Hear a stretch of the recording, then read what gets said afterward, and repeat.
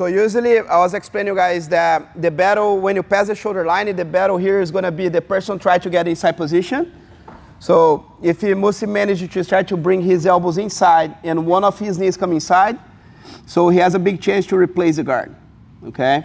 So the main battle that's going on here is the battle from the inside position. If I be able to keep my shoulder inside his leg and inside his arm, probably going to be able to stabilize the pass, okay?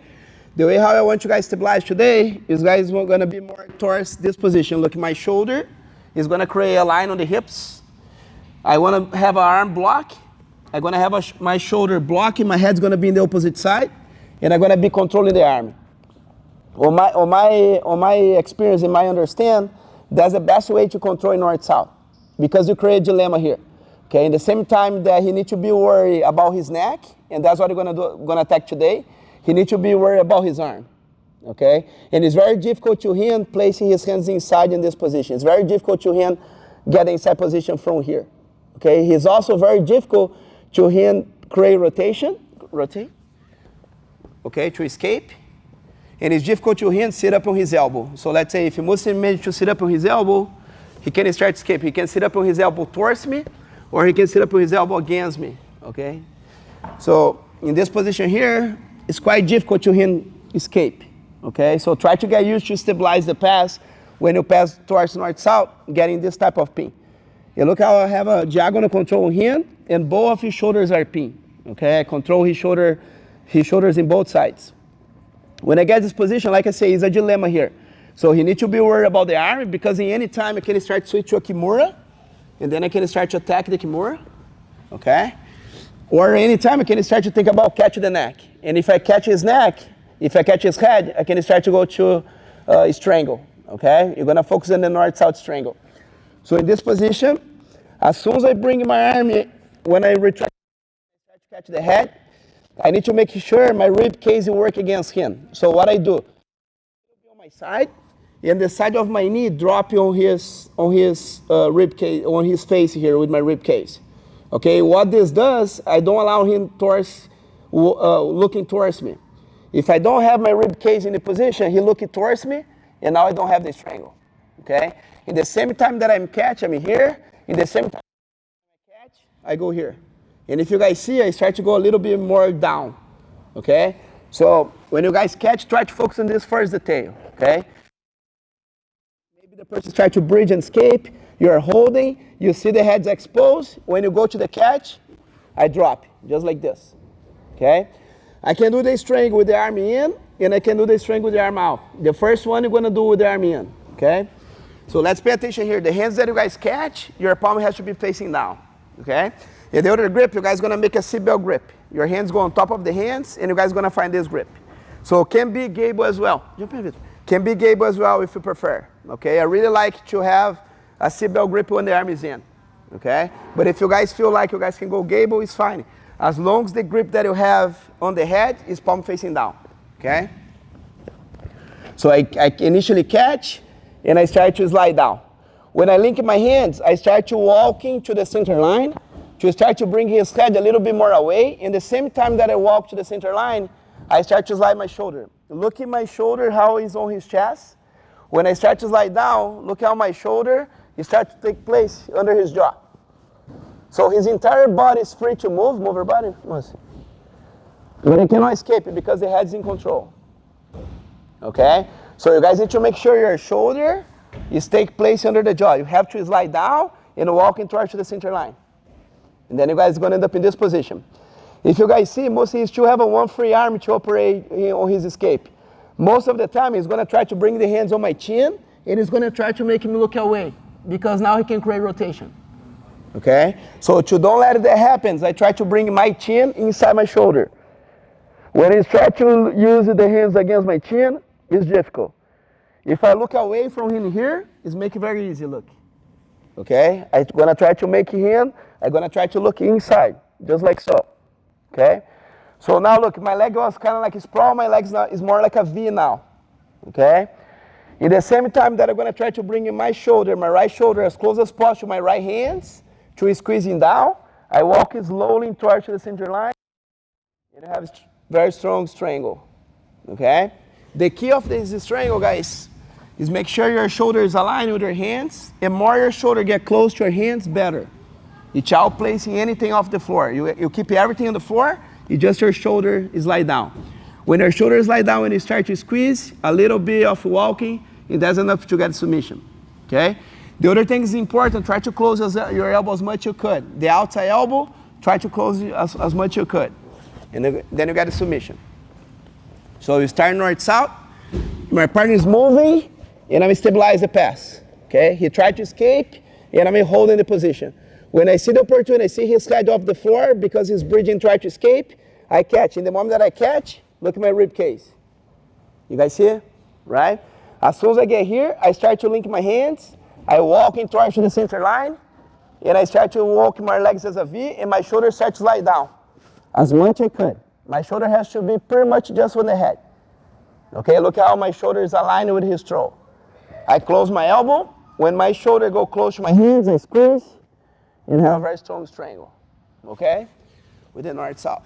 So just one more time. So we're controlling, the person is moving. I'm stabilizing the pass. I see the opportunity when I catch, look at my rib cage. When he's trying to look at me, when he's trying to rotate, very difficult. Okay? When I link my hands, I start to slide down, look at my shoulder. Now I look inside. Okay, I look at him. Okay? In the same time that I squeeze my shoulder towards my hands, I close my elbow, everything go down, and you have a very strong strangle. Okay? If your partners take too long to tap, it's because the mechanic is not perfect. Try to adjust the mechanic. Okay? You guys have any questions? Want to say again? No? Let's give it a try with the arm in. Bye. 1, 2. Let's go. The first challenge is going to be the 5 from the inside position. If you win the inside position, you can definitely pin the person. But anyway, when you have a good pin here, the person still have a one arm free to create rotation. Okay? Usually, Moose is going to sneak these hands underneath my armpit, and he's going to try to rotate this way. Okay? Because that was his way out. Okay? If he's trying to go towards me, he pretty much give me the Kimura.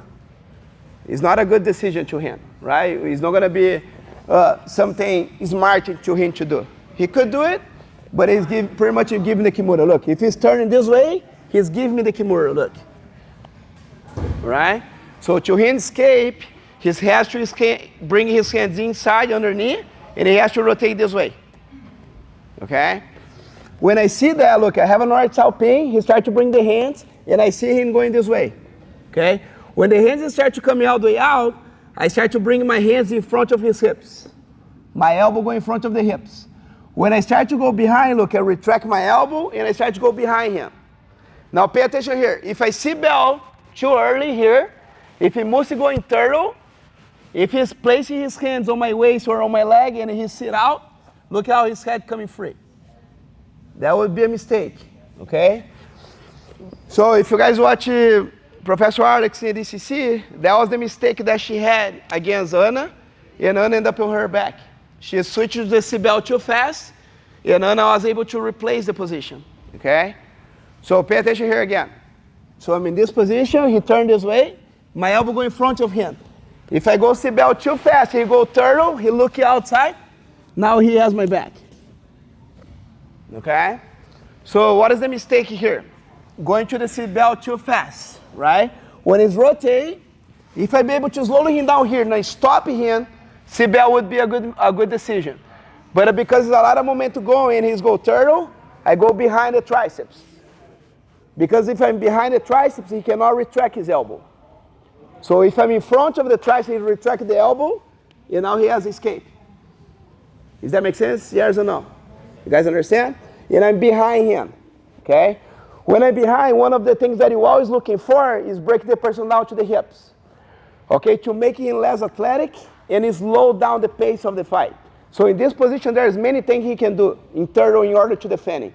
When I break him down, I bring him to the floor, it's make it harder to him move, okay? In this position here, it's quite difficult to take the back when the person going in this in-city position like this. Okay, because there's no much space to the hooks. So his knee and elbow is connected, it's difficult to attack from here. When I see this, I go shoulder and shoulder. The grip that I have at the tight waist, I go on the shoulder, okay? Now I'm going to pull him down, and when I pull him down, my chest go up, and look how my head go above the head. And now I catch. When I catch, now I have no arm in. So because the arm is not in now, I go gable grip. Now it's the same thing. I slide all the way down. I walk toward to the rib cage. I make sure I don't open my elbow. I link my hands nice and tight. Now more my shoulder get close to my hands, easier becoming to finish.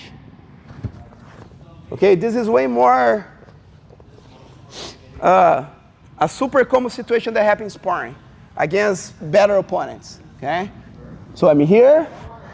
I'm starting to stabilize the pin, but he's moving. He's trying to create rotation. I'm gonna lose him if I keep this position. Elbow go in front of the hips. When he turns and he go turtle, I go behind the triceps. Look.